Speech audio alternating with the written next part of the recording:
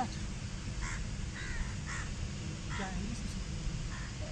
हिंदी में हम बंगाली में hello guys, hello guys, how are you? I hope कि आप लोग अच्छे होंगे, बट हम दोनों अच्छे नहीं हैं। गर्मी में इतना हालत ख़राब है कि पसीना में पूरा, देखो हम लोग को दोनों का कपड़ा पूरा गीला हो गया। मैं आप लोग को गर्मी से बचाने के लिए हिंदी में बोल रहा हूँ, मेरे बंगाली दादा बंगाली में ट्रांसलेट करके। ये बंगाली दादा, राइट? एकदम राइट। तो देखिए भाई, आते ही सब मई है, इतना गर्मी है कि हम लोग कपड़ा इतना गीला हो गया, गर्मी से हालत ख़राब है। हम लोग पत्ती की झाड़ी से हम लोग इसको ठंडी हवा ले रहे हैं। और 25 मई से 2 जून तक नौटप्पा लगने वाले हैं। नौटप्पा में इतना गर्मी करेगी, इतना गर्मी करेगा। नौटप्पा क्या होता है? नौटप्पा वो होता है जो 9 दिन के लिए ना सबको 9 को टपका देता है। इतना गर्मी होता है भाई।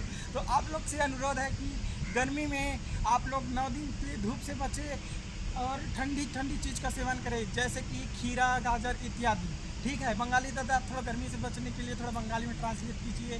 ठीक है, बताइए। দেখুন এখন গরমে এইখানে বাবা বহুত গরম, হেভি প্রচুর।